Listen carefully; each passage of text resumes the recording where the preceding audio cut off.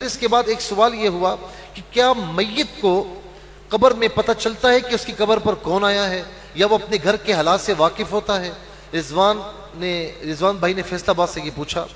دیکھیں، اپنے گھر کے حالات سے واقف ہونا تو یہ تو کوئی اس طرح نہیں ملتا، لیکن اتنی بات ضرور ملتی ہے کہ شب جمعہ، جمعرات کے دن شب جمعہ، یہ جو روحیں ہوتی ہیں نا، یہ بات یاد رکھیں کہ جو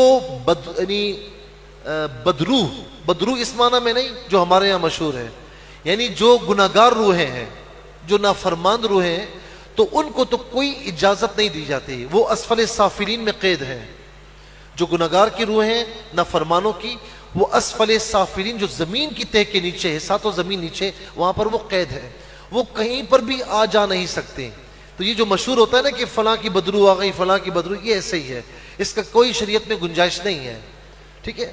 تو جو بد روحیں ہیں، یعنی گناہگار نافرمان روحیں، ان کو قید کر لیا جاتا ہے، ان کو آنے جانے کی اجازت نہیں ہوتی۔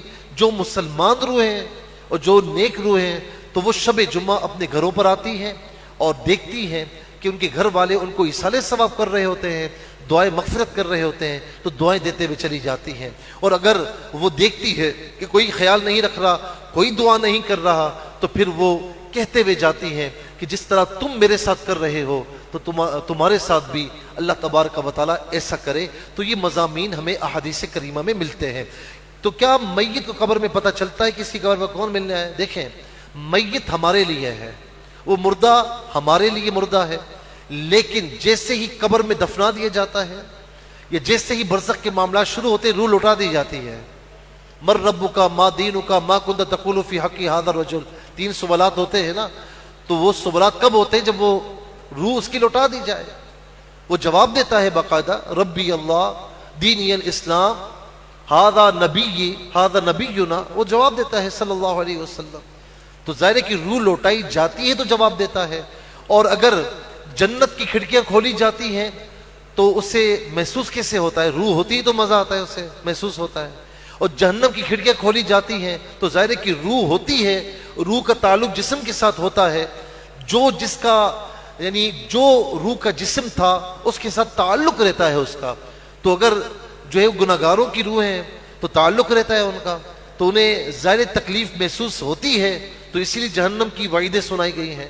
تو اچھا، پھر اس کے ساتھ کیا ہوتا ہے کہ جب قبرستان ہم جاتے ہیں تو حکم ہے کہ السلام علیکم یا اہل القبور، صحیح حدیث میں ہے، سلامتی ہو تم پر اے قبر والو، یغفر اللہ لنا ولکم وانتم سلفنا ونحن بالاسر، اللہ تعالیٰ ہماری بھی اور تمہاری بھی مغفرت فرمائے، تم ہم سے پہلے آ گئے ہو، تمہارے پیچھے پیچھے ہم بھی آ رہے ہیں۔ تو باقاعدہ وہ جواب دیتے ہیں۔ سلام کس کو کیا جاتا ہے؟ جو جواب دیتا ہے نا، تو باقاعدہ جواب دیتے ہیں۔ یہاں تک کہ جو ان کی قبر پر آتا ہے اور آ کر جو ہے وہ دعا کر کے رخصت ہوتا ہے، تو وہ جانتے بھی ہیں اور ان کے قدموں کی آہٹ بھی اس مردے کو سنائی دیتی ہے۔ یہ حدیث پاک میں بالکل صحیح حدیث میں موجود ہے۔